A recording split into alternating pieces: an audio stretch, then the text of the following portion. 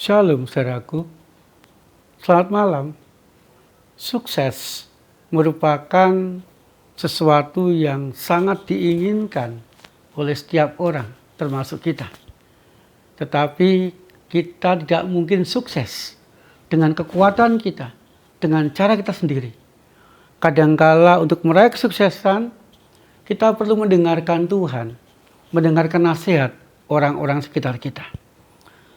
Untuk saudaraku, mari kita bersama-sama dengan Tuhan dan dengan orang-orang sekitar kita untuk meraih kesuksesan kita masing-masing. Saudaraku yang dikasihi Tuhan, mari kita menyempatkan waktu kita sebelum kita beristirahat untuk membaca dan merenungkan firman Tuhan.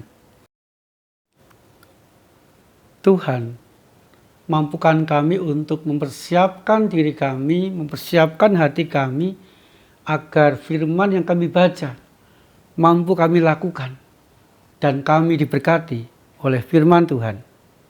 Amin. 2 Raja-Raja 5 ayat 14. Lalu ia turun membenamkan dirinya 7 kali dalam sungai Yordan, sesuai dengan perkataan abdi Allah itu. Tubuhnya pun pulih kembali seperti tubuh seorang anak kecil, dan ia menjadi tahir.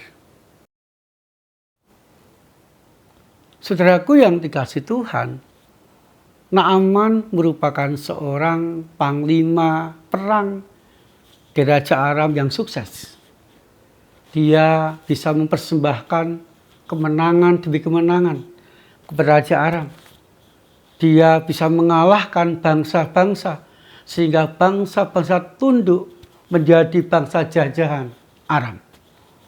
Saudaraku, karena sudah berjasa kepada Raja Aram, Naaman tetap boleh tinggal di istana walaupun dia menderita penyakit kusta.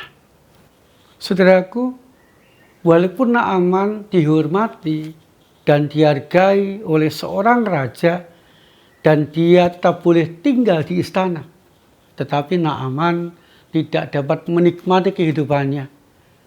Dia mengalami rasa sakit yang luar biasa karena kustanya itu.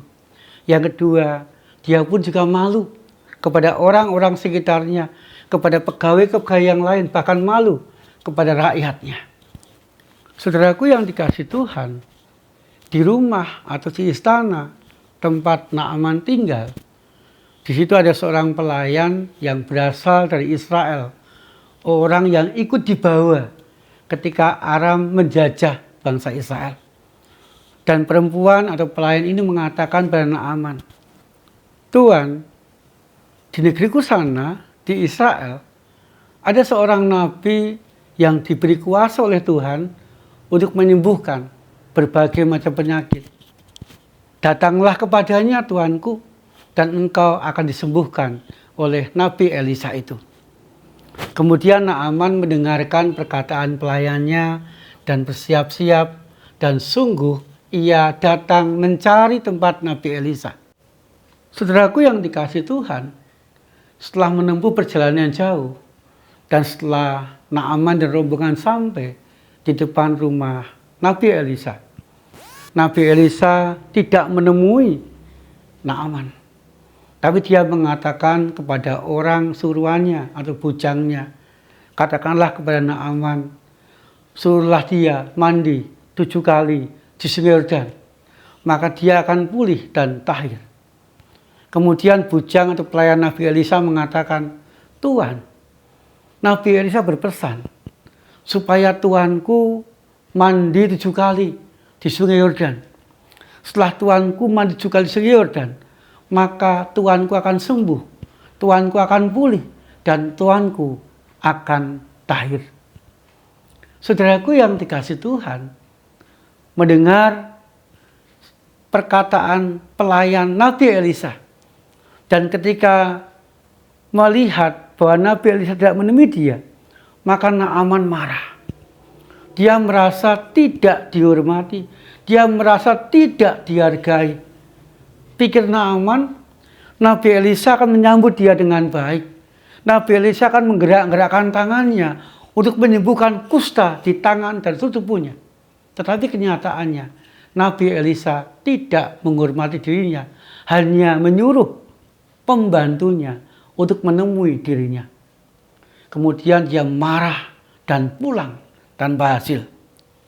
Saudaraku, di tengah jalan Gehazi, seorang pelayan Naaman mengatakan, "Tuanku, bukankah ketika Nabi Elisa menyuruh atau memerintahkan sesuatu yang berat akan tuanku lakukan demi kesembuhan tuanku?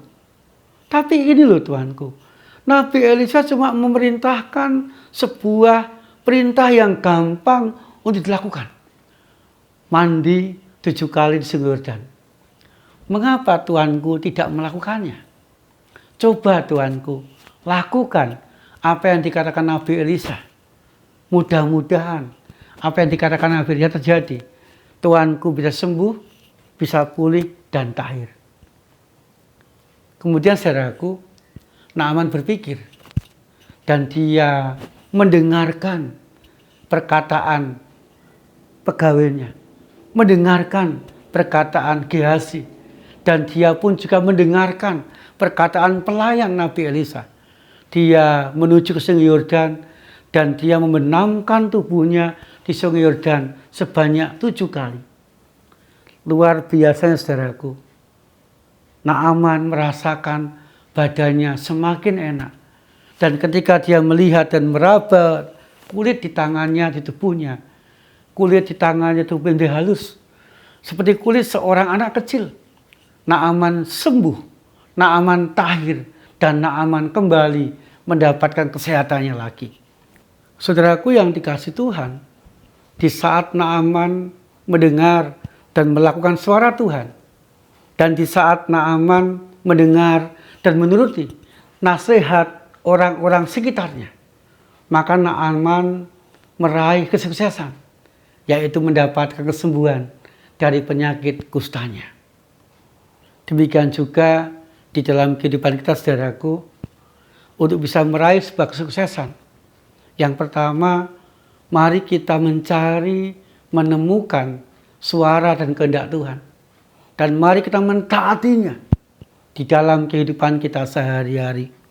Kemudian yang kedua saudaraku, kita akan sukses ketika kita senantiasa mau mendengar, mau menuruti nasihat-nasihat orang lain yang baik untuk kehidupan kita. Ada kerjasama dengan orang-orang sekitar kita, saling menghargai antar kita. Sehingga saudaraku, ketika kita mau mendengar suara Tuhan dan sama kita pun akan meraih kesuksesan dalam kehidupan kita dari hari ke hari. Amin. Saudaraku yang dikasihi Tuhan, mari kita mengakhiri renungan malam ini dengan berdoa. Tuhan, kami rindu mampu saling menerima seorang dengan yang lain dalam kehidupan kami. Kami mau dinasihati dan kami mau menasihati orang sekitar kami. Kami mau mendengarkan suara Tuhan dan melakukannya agar kami sukses di dalam kehidupan kami Tuhan.